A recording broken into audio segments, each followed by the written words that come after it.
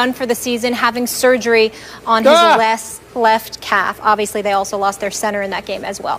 Sunday night football, Carson Palmer and the Arizona Cardinals moved 3 games ahead in the NFC West with a 39-32 victory over the Seahawks. Late game issues for Seattle, once again blowing a fourth quarter lead and losing another heartbreaker.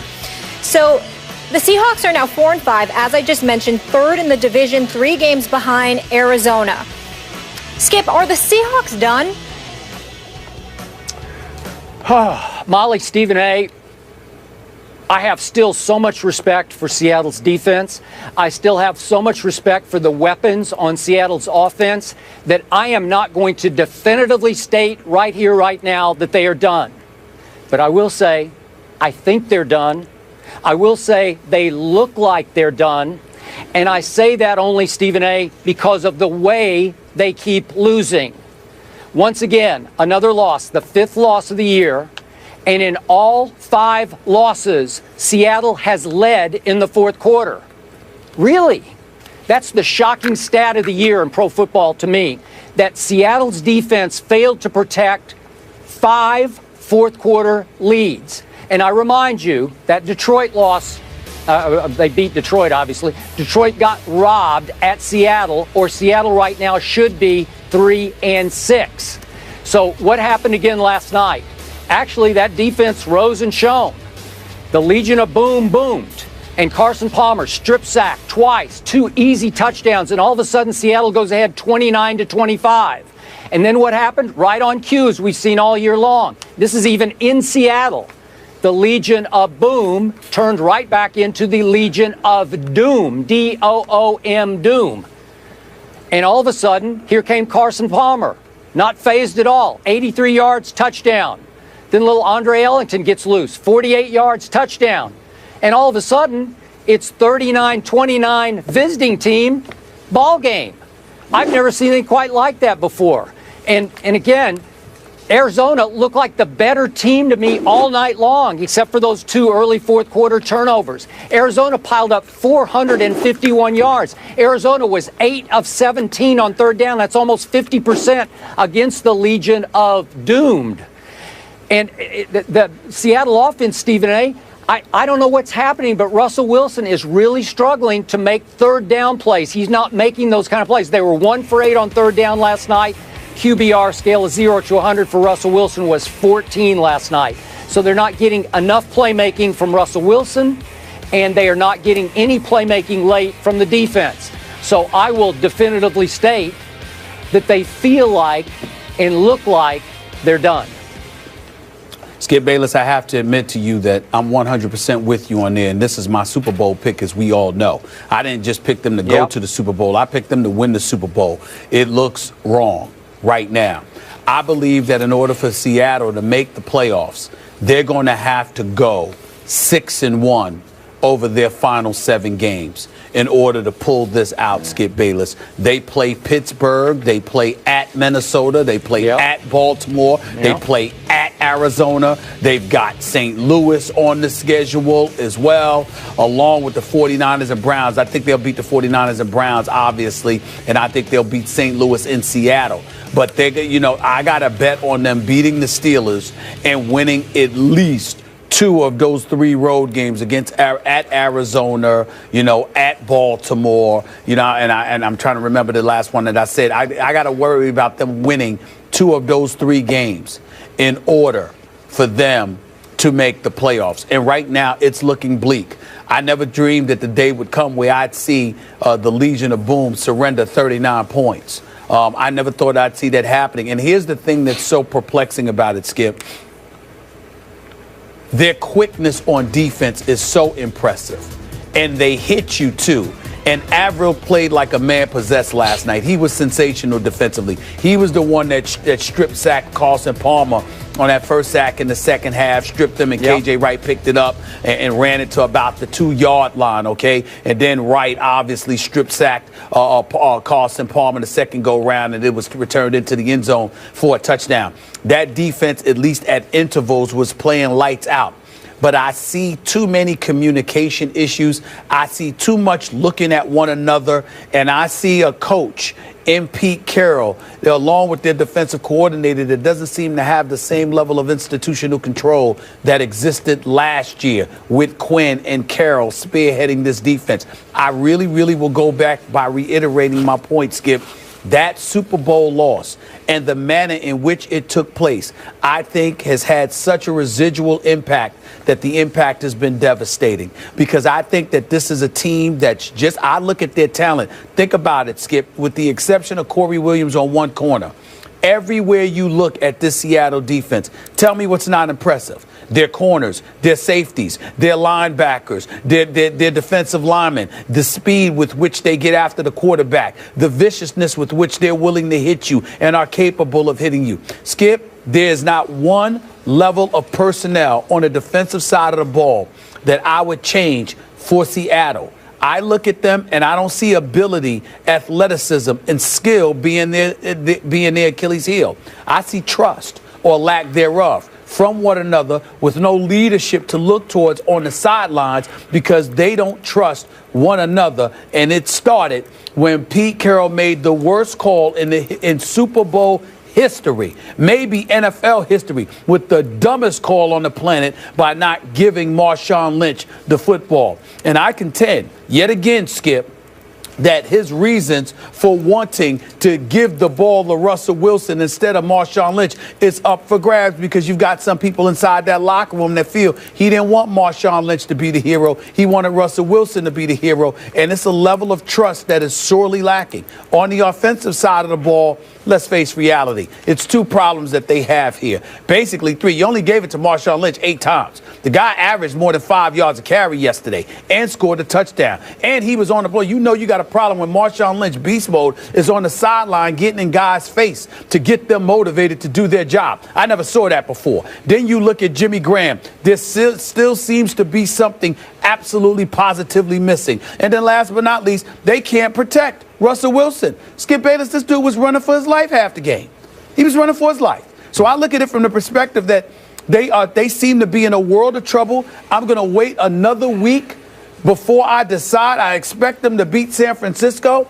But right now, just looking at them, in order to make the playoffs, with Minnesota and Green Bay in the north, with Atlanta and Carolina in the south, with one of the teams having to come from the east, all right, and Arizona clearly going to be the team coming from the west, you have to go 6-1. I don't believe a 9-7 record is going to get you a wild card spot. It'll get somebody in the NFC East the division crown, but it's not going to get you the wild card spot in the NFC. You got to go at least 10-6, which means they've got to win 6 of their next 7. I'm not sure they can do it based on what I'm seeing. Maybe they'll come together because they realize their postseason aspirations are on the line. It's on the respirator. But that's what it's going to take. Because right now, Skip, I don't see ability being a problem. I see a lack of trust in a coach who betrayed their trust by making the dumbest call in Super Bowl history. That's what I see. I am very with you on all of your insight into this team that you did pick to get to the Super Bowl, win the Super Bowl. It feels like dissension is growing sort of under the surface here. And it started from that last play of the Super Bowl. There's a distrust, a mistrust of the head coach. And the new coordinator seems not to have the ability to unify the defense, to keep everybody on the same page, because I'm with you. Every other play, it seems like they're pointing fingers at each other. And I must say, Richard Sherman's not playing at quite the level he played at the last, really, 3 years, where he gives up plays every once in a while. He gave up the touchdown pass to Floyd when he bid a little bit on the underneath route, thinking that maybe he could get a quick pick. And they're all trying to make plays. They overreact occasionally. And they're not as unified on the field and off the field as they used to be. So it's starting to teeter, starting to come apart. And I agree with you looking down the schedule, even all the way to the year-ender at Arizona. I'm not sure they can win that game. In fact, I'll say they won't win that game, depending on where Arizona is in how it's clinched or not. But it's looking like Arizona is clearly superior to Seattle. And then, to your point, as you watch Minnesota emerge in the north, and then you watch Atlanta still teetering but hanging in at, what, 6-3 in the south? Well, these are wild card possibilities, so it's going to put a lot of pressure on Seattle to get it in big gear, to get on a roll here. And when I look down that schedule, I'm with you. There's some losable games. By the way, they have to go to Minnesota in a couple of weeks, 3 weeks. Yep. So yeah, and it'll be December the 6th out in the cold. And Pittsburgh's the week before that. I don't know. You got it. So these are hard games for a team that's not right, that's not making the plays on either offense or defense. And I agree with you.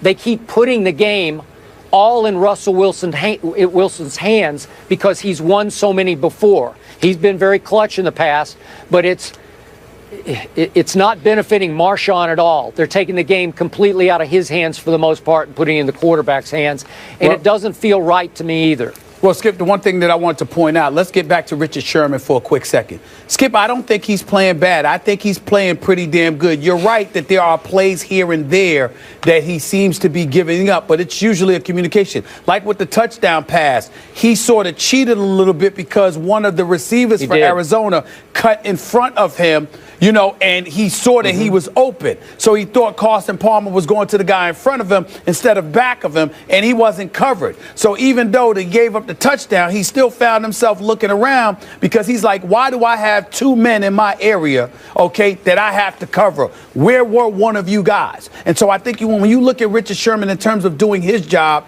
he's doing his job. Here's the critique of Richard Sherman that I think we all need to point out. And Richard Sherman needs to realize this. Richard Sherman didn't just get his money because he's one of the gifted corners in the game.